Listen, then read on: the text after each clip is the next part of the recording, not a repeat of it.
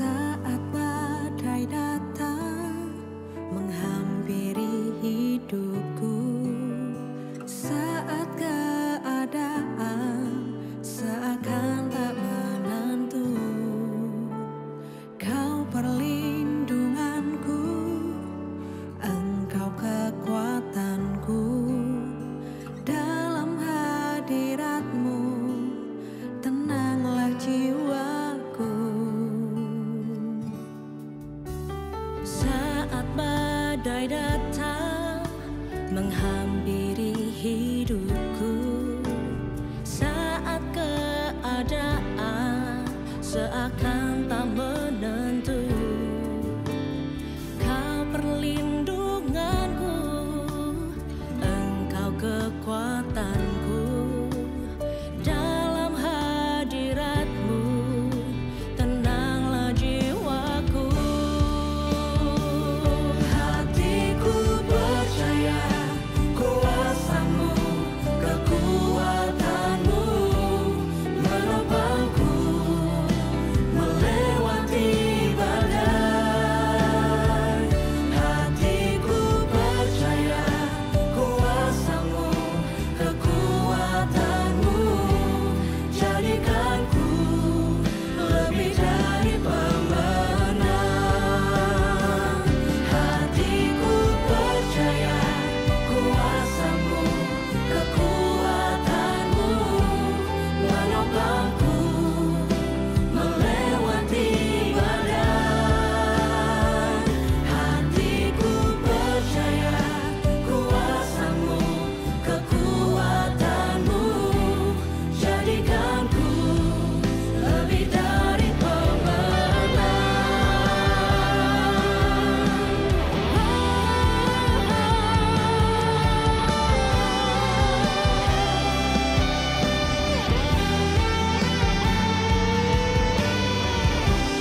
Saat badai datang, silih berganti dalam hidupku. Hatiku kan tetap tenang, Yesus kekuatan hidupku.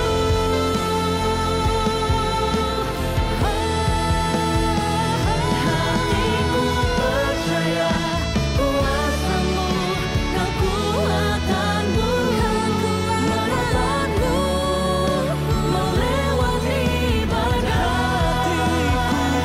Hatiku percaya kuasa-Mu, kekuatan-Mu jadikanku lebih dari pemenang. Hatiku percaya kuasa-Mu, kekuatan-Mu jadikanku lebih dari pemenang. Jadikanku lebih dari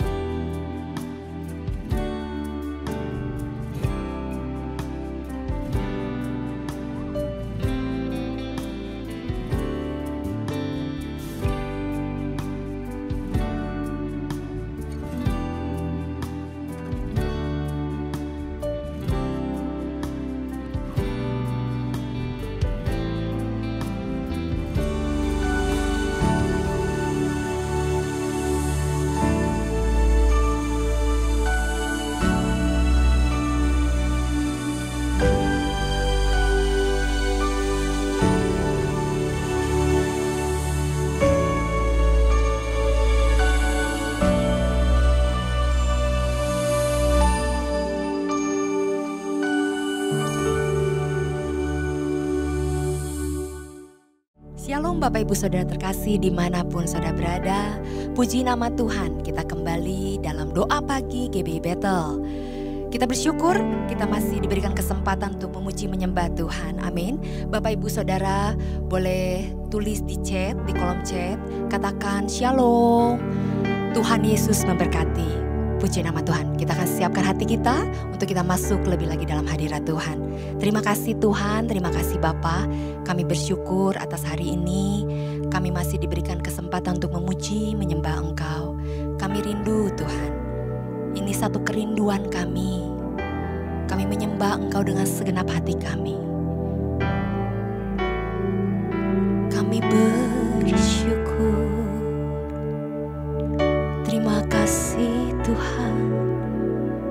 Kami bersyukur buat kasih-Mu Yesus. Kau Bapa yang baik, Kau Bapa yang luar biasa.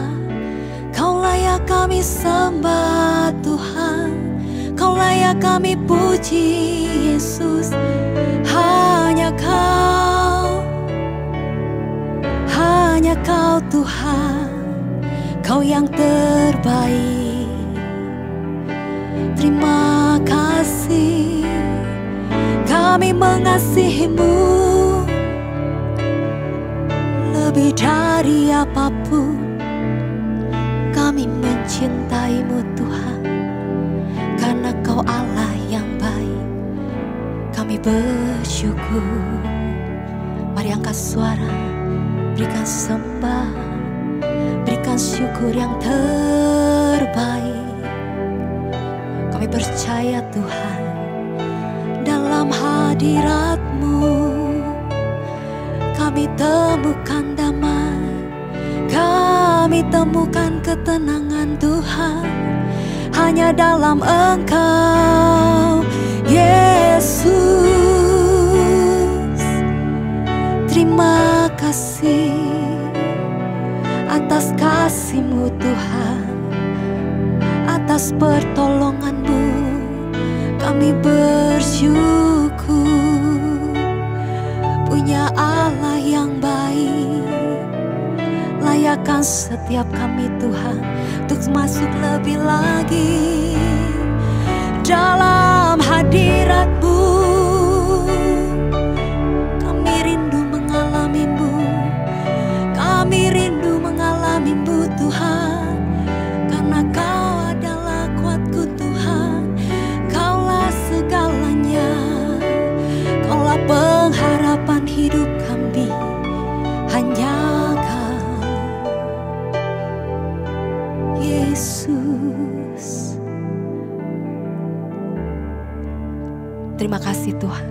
Terus bawa kami masuk lebih lagi dalam hadirat-Mu. Kami melihat kasih-Mu dalam hidup kami. Kami merasakan pertolongan-Mu dalam hidup kami. Bahkan mujizat-Mu telah kami rasakan Tuhan. Kau Tuhan Yesus yang baik, Kau Tuhan Yesus yang luar biasa. Terima kasih Tuhan. Setiap hari kulihat kasih-Mu, setiap hari kulihat kuasa-Mu, setiap hari kulihat mujizat terjadi dalam hidupku.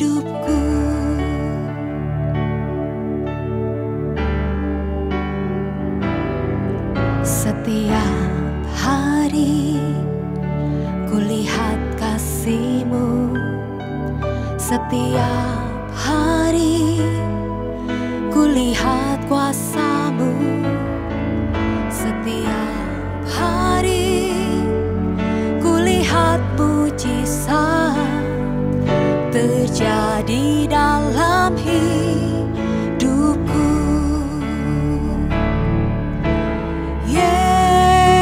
Yesus,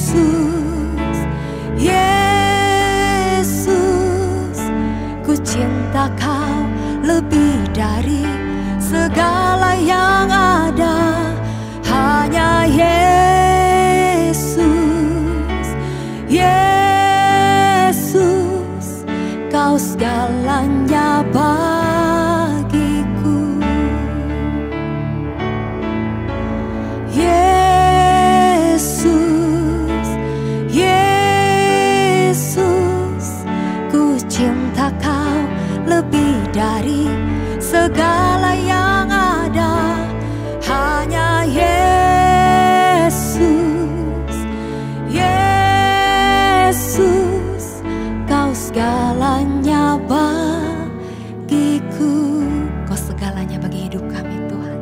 Terima kasih Tuhan. Katakan setiap hari. Setiap hari kulihat kasih-Mu. Setiap hari kulihat kuasa-Mu. Setiap hari kulihat mujizat terjadi dalam hidupku. Imani pujian ini. Setiap hari kulihat kasih-Mu. Setiap hari kulihat kuasa-Mu. Setiap hari kulihat mujizat terjadi dalam hidupku. Panggil Yesus. Yesus, Yesus, ku cinta Kau lebih dari segala yang ada. Hanya Yesus, Yesus, Kau segalanya bagiku.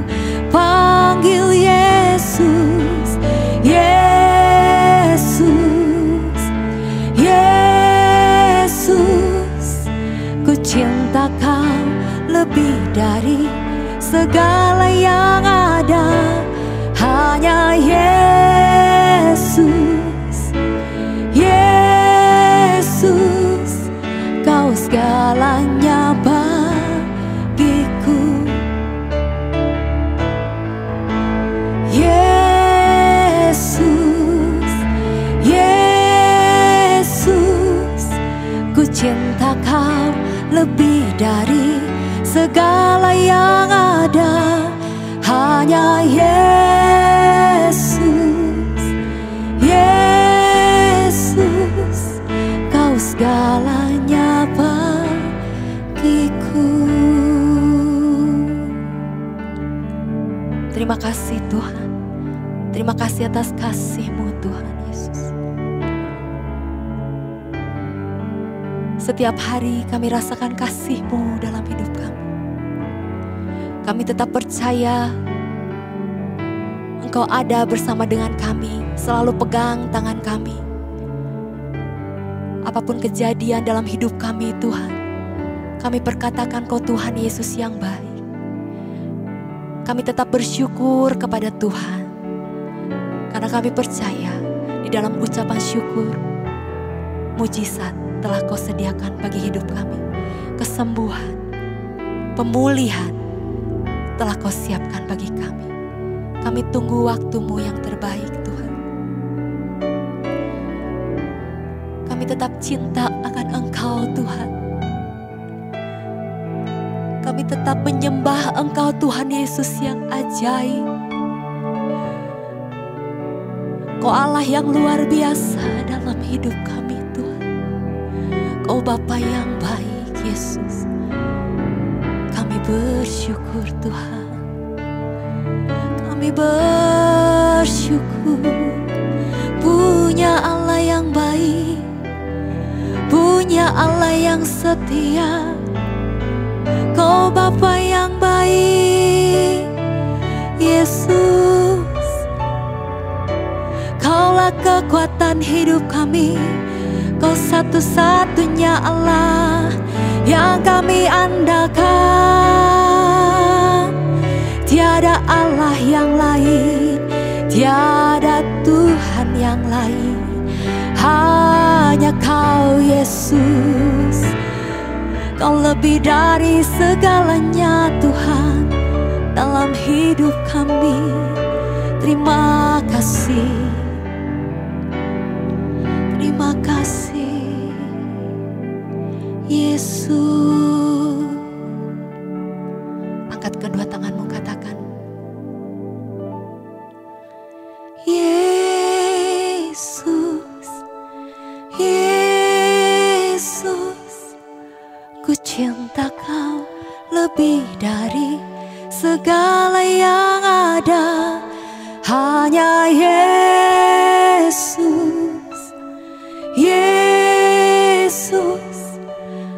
segalanya bagiku. Panggil Yesus, Yesus, Yesus. Ku cinta Kau lebih dari segala yang ada. Hanya Yesus, Yesus. Kau segalanya bagiku.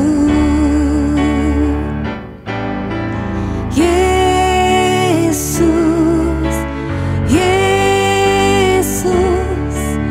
Ku cinta Kau lebih dari segala yang ada.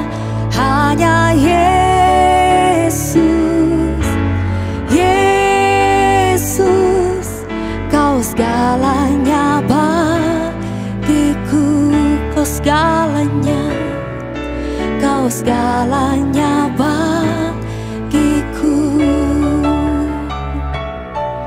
Kau segalanya bagiku.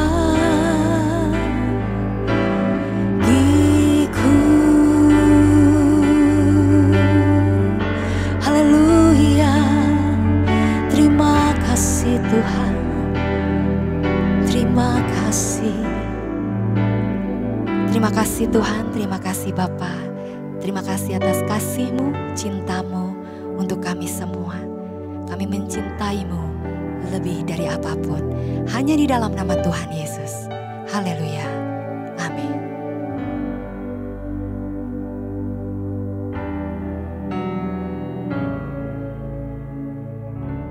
Selamat pagi jemaat yang dikasihi Tuhan. Senang sekali saya bisa menyapa Anda dan biarlah kita semuanya tetap sehat, selamat, sukacita di dalam pimpinan Tuhan. Saudara yang sakit atau mengalami kelemahan fisik, kita berdoa dalam nama Yesus. Kiranya Tuhan juga memberikan pemulihan kepada kita. Baik, pagi hari ini saya akan menyampaikan renungan dengan judul Mujizat Masih Ada. Mari kita baca Yohanes 5 ayat 1-4. Penyembuhan pada hari Sabat di kolam Bethesda. Demikian firman Tuhan. Sesudah itu ada hari raya orang Yahudi dan Yesus berangkat ke Yerusalem. Di Yerusalem dekat pintu gerbang domba atau Sheep Gate, ada sebuah kolam yang dalam bahasa Ibrani disebut Bethesda.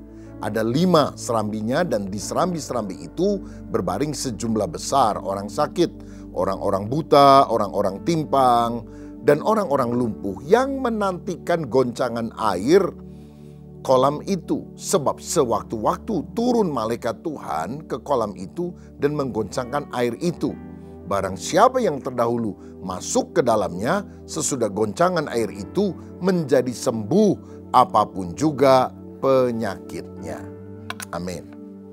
Saudara, kita berkata bahwa pada waktu itu ada hari raya Israel. Nah, di Israel itu ada cukup banyak hari-hari raya. Tetapi yang jelas ada 3 hari raya yang Tuhan perintahkan dalam setahun, di mana setiap laki-laki Yahudi harus merayakannya di dalam doa, dalam ibadah di Yerusalem. Itu dicatat dalam Ulangan 16 ayat 16 yang berbunyi demikian. Ulangan 16 ayat 16.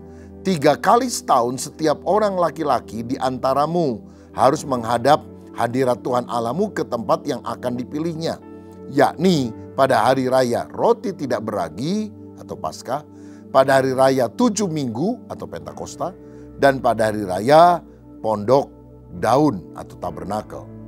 Janganlah ia menghadap hadirat Tuhan dengan tangan hampa. Nah saudara, jadi Yesus pergi ke Yerusalem pada hari raya Yahudi. Memang tidak disebutkan di sini hari rayanya apa.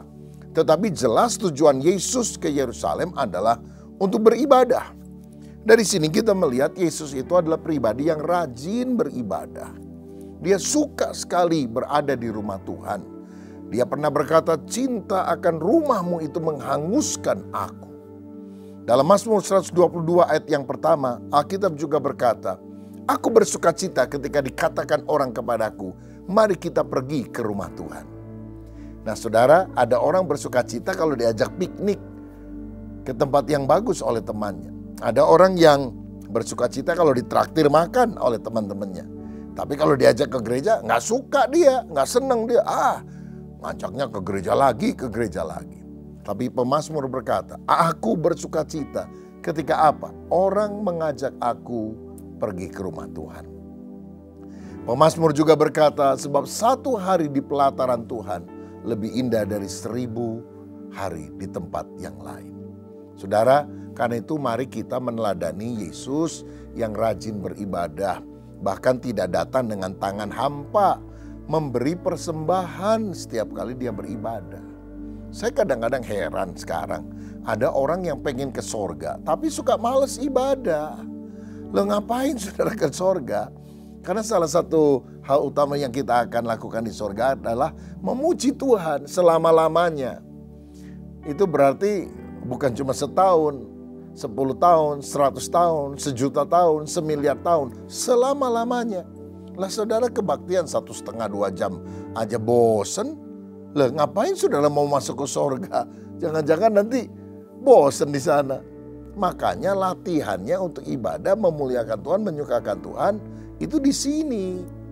Jadi kalau saudara ke ibadah, jangan suka telat. Kita memuji, memuliakan Tuhan, kita mendengar firman Tuhan. Lalu konsentrasikan pikiran dan hati saudara dalam ibadah. Dan jangan badannya di gereja, pikirannya ada di mall. Ada yang kebalikan juga. Ada orang yang badannya di mall, pikirannya di gereja. Jadi mana lebih bagus? Yang paling bagus ya badannya di gereja, pikirannya juga di gereja, saudara. Jangan juga suka ngantuk, memberikan anggukan tanda setuju tanpa diminta. Maka kita kehilangan berkat firman. Jadi mari kita seperti Yesus, jadi orang yang rajin beribadah. Nah, pada hari raya Yahudi, Yesus pergi ke kolam Betesda. Betesda itu artinya rumah kemurahan atau rumah anugerah, tapi juga berarti malu atau dipermalukan. Kok kelihatannya bertentangan ya? Tapi sebetulnya ini saling melengkapi. Di kolam Betesda ada 5 serambi yang dipenuhi oleh orang sakit. Mereka merasa malu atau dipermalukan karena penyakitnya tidak kunjung sembuh. Mereka mengalami sengsara. Tapi itu adalah juga tempat mujizat kesembuhan. Tempat anugerah kemurahan Tuhan. Sebab kadang-kadang airnya bergoncang. Dan kemudian orang yang pertama masuk ke kolam itu disembuhkan. Tetapi saya melihat di sini. Kehadiran Yesus di kolam Betesda. Itu ternyata sungguh-sungguh membawa mujizat yang besar bagi orang yang mau menerima dia. Jadi di tengah sengsara, kalau Yesus hadir, ada mujizat, ada pertolongan, ada kuasa Allah yang akan mengalir dalam hidup saudara. Hadirkan Tuhan dalam doamu, hadirkan Tuhan ketika engkau bersyafaat, minta dia juga menjamah hidup kita. Ketika Yesus hadir di kolam Betesda, ada orang yang lumpuh 38 tahun disembuhkan, dia juga bisa menyatakan mujizat bagi saudara. Mujizat masih ada. Nah menarik sekali saudara, sampai abad ke-19 kolam Betesda ini tidak pernah ditemukan. Sehingga ada orang yang menganggap bahwa cerita Yesus tentang kolam Betesda ini cuma metafora, cuma kiasan. Gak ada kolamnya beneran itu. Tetapi pada abad 19 yang lalu dilakukan penggalian arkeologis. Dan memang ditemukan kolam Betesda, kolam yang besar saudara. Saya pernah beberapa kali pergi ke kolam tersebut di mana sekarang menjadi tempat yang memang reruntuhan, tidak diisi lagi dengan air. Tapi itu menjadi bukti sejarah yang tak terbantahkan bahwa Yesus adalah tokoh yang nyata dalam sejarah. Dan kolam Betesda itu bukan cuma rekaan, tapi benar-benar ada. Itu menunjukkan Alkitab itu benar. Apa yang dicatat dalam Alkitab akurat 100%. Bukan hanya soal kebenaran rohani, bahkan soal ilmu pengetahuan sains dan juga sejarah, semuanya benar. Alkitab punya sifat inerensi, tidak mungkin salah. Jadi kalau saudara baca Alkitab lalu ada yang belum kita pahami, itu bukan berarti Alkitabnya salah. Mungkin kita belum paham. Karena gimana pun juga kita melihat keakuratan firman itu sangat luar biasa. Nah di ayat selanjutnya dikatakan, Sewaktu-waktu ada malaikat yang turun dan menggoncangkan air di kolam Bethesda. Dan orang yang sakit yang pertama kali masuk ke kolam itu akan sembuh. Nah, ini tentu adalah mujizat, saudara sekalian. Bagaimana mungkin air yang tenang tiba-tiba bisa bergoncang dan orang yang masuk bisa sembuh? Ini mujizat. Mujizat adalah perbuatan yang hanya bisa dikerjakan oleh Tuhan dan tidak bisa dilakukan oleh manusia. Dan Allah mengerjakan mujizat itu antara lain melalui utusannya, yaitu malaikat. Karena malaikat adalah makhluk roh yang tidak kelihatan, tapi benar-benar ada. Ya, makhluk roh, ruah, seperti angin, tidak kelihatan tapi nyata. Kalau saudara kipas-kipas, tidak lihat warnanya angin apa, tetapi benar-benar angin itu berdampak nyata. Nah, ada kelompok Yahudi yang bernama orang-orang Saduki yang tidak percaya bahwa malaikat itu ada. Itu hanya personifikasi kebaikan. Itu tidak sungguh-sungguh nyata. Tetapi Alkitab berkali-kali mencatat bahwa Alkitab itu adalah pribadi yang ada, pribadi yang nyata. Misalnya di dalam Perjanjian Lama, malaikat Tuhan pergi ke Sodom, Gomora dan menghancurkan kota itu dengan hujan api dan belerang. Dalam Perjanjian Baru, pada saat kelahiran Yesus, malaikat menyanyi memuji Tuhan, memberikan pesan kepada gembala bahwa Yesus sudah lahir di Bethlehem. Ibrani 1 ayat 14 mencatat bahwa malaikat itu adalah roh yang melayani. Saya ingat tanggal 26 Desember 1996 terjadi kerusuhan massa di Tasikmalaya dan gedung-gedung gereja sedang dibakar, termasuk gereja kami yang ada di sana. Dan ketika peristiwa pembakaran itu terjadi, di samping gereja ada pastori, seorang rekan hamba Tuhan tinggal di sana. Pada hari itu dia sedang pelayanan khotbah Natal di luar kota. Istrinya sedang ada di rumah sakit bersalin karena melahirkan anak yang kedua dan masih ada di sana belum pulang. Sedangkan anak yang pertama ada di pastori gereja, ditungguin oleh adik dari ayahnya, jadi oleh omnya, saudara. Jadi ketika gereja diserbu mau dibakar, ibu ini menjerit-jerit di kamar rumah sakit itu karena dia khawatir sekali akan anaknya ini, anak yang pertama. Untung ada seorang Sunda, bukan orang Kristen, yang tergerak. Di mana Bu tempatnya? Saya pergi, saya ambil tuh anak. Dia langsung lari, dia ambil tuh anak, dia serahkan kepada ibunya. Wah, ibunya sangat bersukacita. Lalu dia tanya, Pak, tadi anak saya sedang di mana? Oh, di depan rumah ibu. Lagi digendong sama satu orang tinggi besar pakai jubah putih. Mungkin pastor katanya. Lalu istri hamba Tuhan ini berkata, oh kalau di gereja kami namanya pendeta, tapi nggak pernah pakai jubah putih juga. Waduh, saya nggak tahu ya, saya bukan orang Kristen. Tetapi itu anak sedang digendong oleh orang tinggi besar jubah putih. Sampai hari ini kita tidak tahu siapa yang dimaksudkan orang tinggi besar jubah putih itu, saudara. Sebab tidak mustahil Tuhan mengutus malaikatnya untuk menolong anak ini. Saya pernah ketemu anak ini langsung, saudara, usianya 3 tahun waktu itu. Saya tanya, kamu lagi rame-rame itu ada di mana, sama siapa? Sama om saya, katanya. Lah, bukan malaikat kan?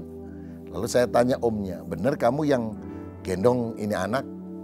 Gini loh, sebetulnya saya itu memang jaga anak ini. Tapi ketika dengar orang rame-rame di jalan, itu kan rumahnya agak masuk gang sedikit gitu, saudara.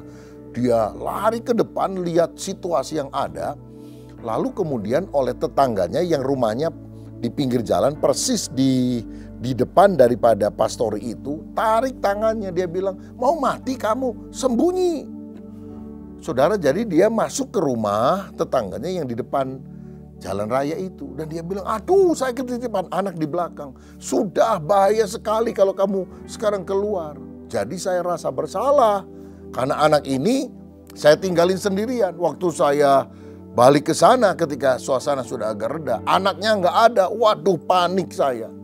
Loh, kok ternyata anaknya sudah ada di rumah sakit bersalin. Kita tidak tahu siapa yang melakukan itu. Tapi tidak mustahil Tuhan mengutus malaikatnya. Dan saya percaya pelayanan malaikat masih tetap ada sampai hari ini. Kadang-kadang Tuhan melakukan mujizat lewat malaikat. Tapi kadang-kadang dia juga melakukan secara langsung Bagaimanapun cara yang Tuhan pakai, lewat malaikat, lewat orang, atau secara langsung, percayalah, mujizat dan pertolongan Tuhan masih ada sampai masa kini bagi setiap orang yang percaya. Siapa di antara saudara yang mau berkata, saya yakin mujizat masih ada?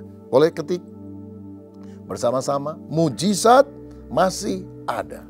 Ucapkan bersama dengan saya, 1, 2, 3, mujizat masih ada. Dan kalau saudara percaya mujizat masih ada, maka Tuhan juga akan melakukan perkara yang dahsyat dalam hidup kita. Mari kita berdoa. Bapa, terima kasih untuk kebenaran firman-Mu. Engkau Allah yang luar biasa, Engkau bisa menyembuhkan siapa saja yang Engkau ingini. Bahkan orang-orang sakit di kolam Bethesda, dengan cara-Mu Engkau sembuhkan. Kami juga yang ada di rumah kami masing-masing bisa dijamah dalam nama Tuhan Yesus, sembuh dari penyakit-Mu. Biarlah Engkau mengalami pertolongan Tuhan, mujizat, pemulihan, kesembuhan, berkat ilahi. Kami percaya Tuhan masih campur tangan dengan cara-Mu yang ajaib. Terima kasih Bapa, kami mengucap syukur untuk anugerah-Mu. Sekarang saudara, terimalah kasih dari Allah Bapa Surgawi, kasih karunia Tuhan Yesus Kristus, dan persekutuan Roh Kudus menyertai kita semua, mulai hari ini sampai selama-lamanya. Haleluya. Amin. Selamat beraktivitas. Tuhan memberkati saudara sepanjang hari ini. Dan sampai jumpa besok jam 5 pagi. Amin. Anda telah selesai mengikuti doa pagi bersama GBI Bethel. Kami mengajak untuk Anda tekan tombol like dan share untuk dibagikan ke teman-teman lain agar mereka juga bisa diberkati. Jangan lupa klik tombol subscribe dan nyalakan loncengnya, dan agar Anda bisa mengikuti setiap ibadah dan acara siraman rohani melalui channel ini.